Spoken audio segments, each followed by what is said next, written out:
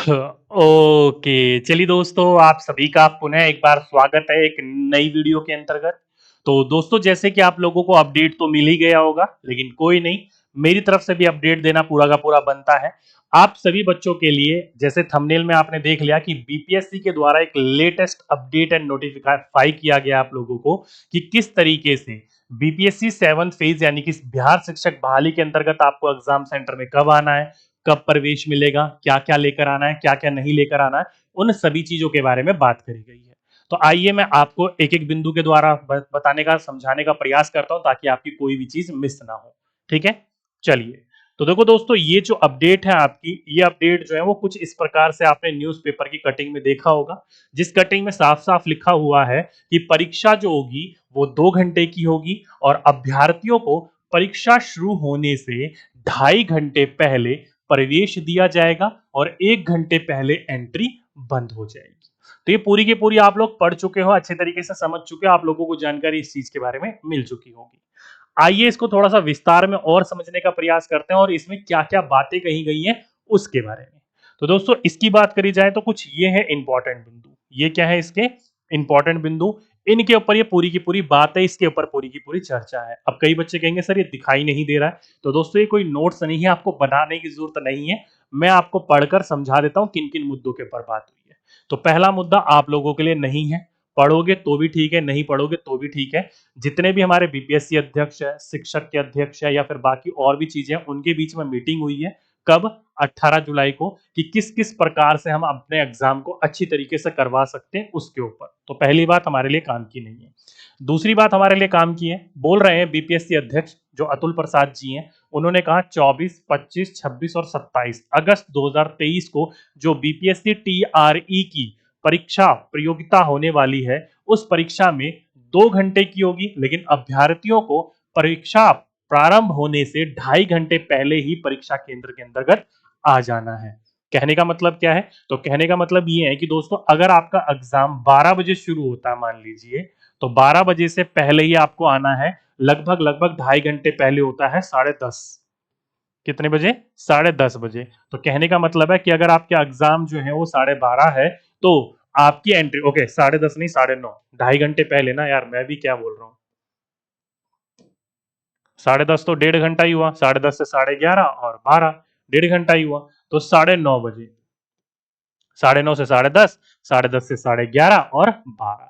ठीक है, तो 9:30 बजे, 2.5 घंटे पहले ही आपकी प्रवेश प्रारंभ हो जाएंगे। वैसे देखा जाए तो एग्जाम सेंटर में जो आपके एग्जाम की एंट्री होती है, वो 2.5 घंटे पहले प्रवेश नहीं, उसका बाहरी लाइन लग जाती है, अंदर नहीं आने देते। तो ये एक अच्छी बात है कि आपका एग्जाम में अगर 12 बजे आपका एग्जाम है तो 9:30 बजे ही आपकी एंट्री शुरू हो जाएगी। जो बच्चे जल्दी पहुंच जाते हैं उनके लिए अच्छी बात है, एंट्री आपको मिल जाएगी। ठीक है, तो 2.5 घंटे पहले आपका प्रवेश, यानी कि 12 बजे एग्जाम है तो 9:30 बजे से एंट्री आपको मिलनी शुरू हो जाएगी। तो एंट्री कितने बजे शुरू होगी दोस्तों? 9:30 बजे शुरू हो जाएगी। आगे बोला है कि परीक्षा प्रारंभ होने के 1 घंटे पहले अभ्यर्थियों का प्रवेश जो होगा वो बंद कर दिया जाएगा।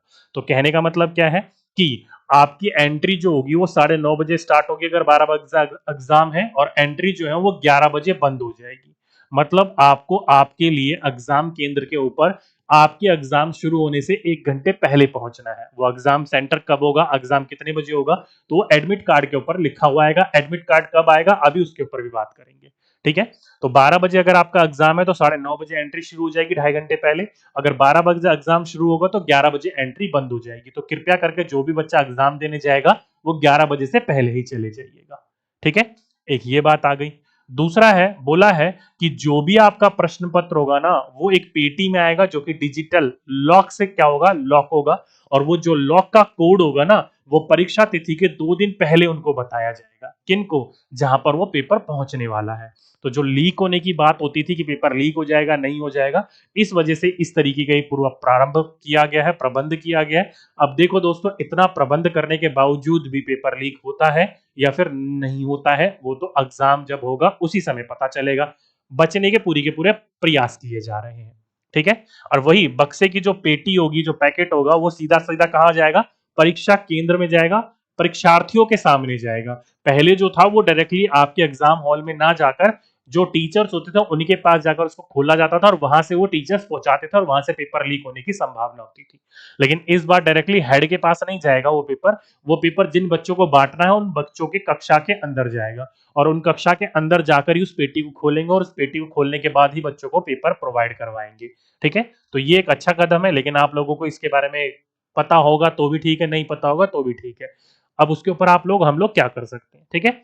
साथ ही साथ में एक अच्छी बात करी गई है, जो दिव्यांग विद्यार्थी है ना, उन विद्यार्थियों को एक या फिर दो केंद्र जो भी होंगे वो अलग से चिन्हित करे जाएंगे, जो कि उनका जो घर होगा उन्हीं के आसपास ही दिए जाएंगे, ज्यादा दूर उनको जाने की जरूरत नहीं है। और अलग से किसी प्रकार जो लिख नहीं सकते हैं उनको अलग से लिखने के लिए एक सुविधा के लिए अलग से एक प्रबंध भी किया जाएगा। ठीक है, वो तो दिव्यांग बच्चों के लिए होता ही है, ये ठीक है। आगे बोला गया है अलग अलग जो पेपर होंगे, जैसे कि माध्यमिक, उच्च माध्यमिक, प्राइमरी, तो हर किसी जो पेपर होता है उनकी जो ओएमआर शीट होगी ना, उस ओएमआर शीट का कलर भी जो होगा वो अलग अलग होगा, उसका तरीका भी होगा वो अलग अलग होगा, जो कि मैंने आपको वेबसाइट के ऊपर दिखा दिया था। अलग अलग जो एग्जाम है प्राथमिक, माध्यमिक और उच्च माध्यमिक, उनके ओएमआर शीट में आपको दिखा चुका हूं, तो वो अलग अलग ही है। और उसके लिए टीचर्स को जो भी परीक्षा केंद्र के अंतर्गत रहेंगे, चाहे वो महिला हो चाहे वो पुरुष हो, वो पहले से ही उनको समझा दिया जाएगा, बता दिया जाएगा, सिखा दिया जाएगा कि इस ओएमआर के ऊपर किस बच्चे को क्या क्या तकलीफ आ सकती है और आपको उनको कैसे कैसे दूर करना है। बाकी मैंने आपको डिटेल में समझाया है, कोई तकलीफ वाली बात नहीं, सिंपल आप देख सकते हो, समझ सकते हो उस वीडियो के द्वारा। ठीक है, ये हो गया। बात कही जा रही है अगर परिस्थिति बाढ़ की हुई तो एग्जाम जो है वो दो पाली में भी हो सकता है, भाषा वाला अलग और जीके वाला अलग, महिलाओं का अलग, पुरुषों का अलग, ये बात कही है। आगे बोला है कि एडमिट कार्ड, ये अच्छी बात बताई है इन्होंने कि एडमिट कार्ड जो होगा ना वो 10 दिन पहले डाउनलोड होगा आपका। मान लो एग्जाम जो है आपका 24, 25, 26, 27 को है, तो उससे 10 दिन पहले यानी कि 13, 14 के आसपास आप लोगों का एडमिट कार्ड आएगा। और एडमिट कार्ड में किसी भी प्रकार की कोई भी परीक्षा जो होगा वो तिथि 2 दिन पहले आपको उस कोड से संबंधित परीक्षा केंद्र का नाम बताया जाएगा। मतलब 10 दिन पहले जो एडमिट कार्ड आएगा उस एडमिट कार्ड के ऊपर एक कोड लिखा होगा, ना कि कोई परीक्षा केंद्र का नाम कि आपका कहां पर सेंटर पड़ा है, वहां नाम नहीं लिखा होगा, एक कोड लिखा होगा। वो कोड नाम में कब परिवर्तित होगा, तो एग्जाम से 2 दिन पहले। मान लो आपका एग्जाम 24 को है तो आपका कोड आपको 22 तारीख को पता चलेगा कि आपका एग्जाम किस जगह पड़ा है, किस जिले में पड़ा है। ठीक है, तो एडमिट कार्ड 10 दिन पहले आ जाएगा और सेंटर आपको 2 दिन पहले पता चलेगा। ठीक, आगे बात करी जाए तो वही पुरुष अभ्यर्थियों के लिए, महिला अभ्यर्थियों के लिए अलग अलग साथी की बात करी गई है, अलग अलग प्रकार के सुविधाओं की बात करी गई है, जैमर की बात करी गई है। फोन जो है वो सभी के सभी जिला अधिकारियों को ये सूचना दे दी गई है कि स्विच ऑफ करके अलग से रखने का प्रबंध किया जाए। दीवारों के ऊपर घड़ी लगी रहे, बच्चा जो अपना परीक्षा आराम से दे सके, किसी प्रकार की कोई घड़ी ले जाने की कोई बात यहाँ पर नहीं कही गई है। तो ये पूरी की पूरी बात कही गई है, ये पूरी की पूरी सजेशन दिया गया है इसी चीज के अंतर्गत कि परीक्षा केंद्र में क्या क्या लेकर जाना है, क्या क्या नहीं लेकर जाना है। तो यहां से आपको दोस्तों पता चल गया कि कब जाना है, कब एंट्री बंद होगी, एडमिट कार्ड कब आएगा, उसके ऊपर सेंटर का नाम कब आएगा। सेंटर का नाम ना हो तो घबराने की जरूरत नहीं है, 2 दिन पहले सेंटर का नाम आएगा।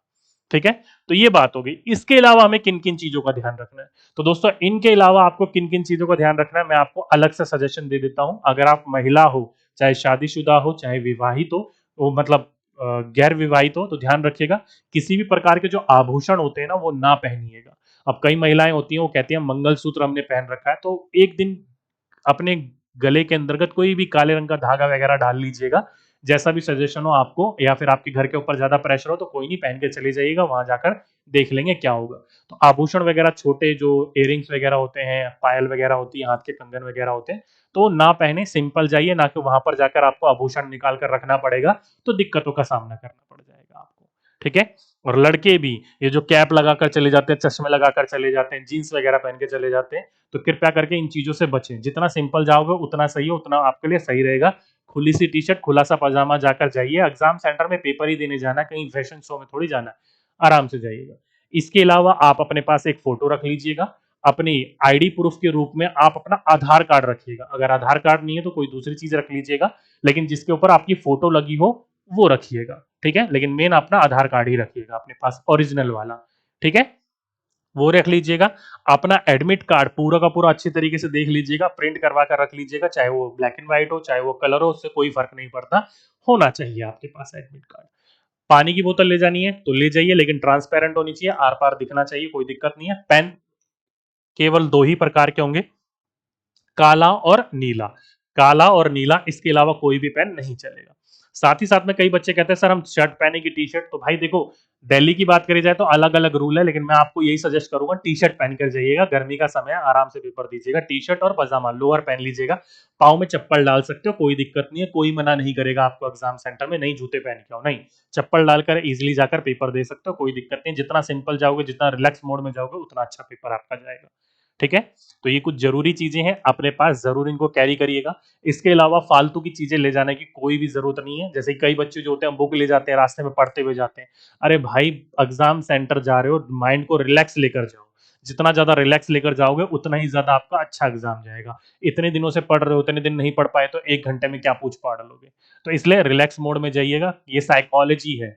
अपने माइंड को जितना ज्यादा रिलैक्स रखोगे आप उतना ही ज्यादा एग्जाम बेटर दे पाओगे। ठीक है, तो बस में पढ़ने की जरूरत है, गाड़ी में पढ़ने की जरूरत, फालतू के चौंचले करने की जरूरत नहीं है। हमने इतने दिनों में कुछ नहीं पढ़ पाए तो 1 घंटे में भी कुछ नहीं होगा, आराम से जाइएगा, आराम से एग्जाम दीजिएगा।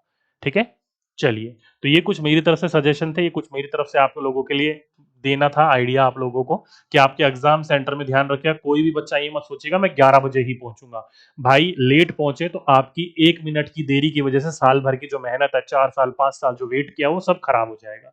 तो इसलिए जितनी जल्दी जाओगे उतना अच्छा है, भले ही आपका एग्जाम जो है वो 12 बजे होगा, 9:30 बजे पहुंच जाओ, कोई दिक्कत नहीं, आपको एंट्री मिल जाएगी। आराम से जाइएगा, एग्जाम सेंटर में आपका क्लास क्या है, बेंच क्या है, पानी कहाँ है, शौचालय वगैरह कहाँ है, सब कुछ देखिएगा, आराम से सब कुछ पता होगा, आराम से पेपर में आपका सब कुछ बढ़िया होगा। ठीक है, तो ये कुछ आप लोगों के लिए मेरी तरफ से सजेशन था, उम्मीद करता हूँ सारे बच्चे समझ गए होंगे। तो आज के लिए, अभी के लिए बस इतना ही। आपसे फिर मुलाकात होगी एक नेक्स्ट वीडियो में एक नेक्स्ट टॉपिक के साथ, जब तक के लिए सभी बच्चों को धन्यवाद।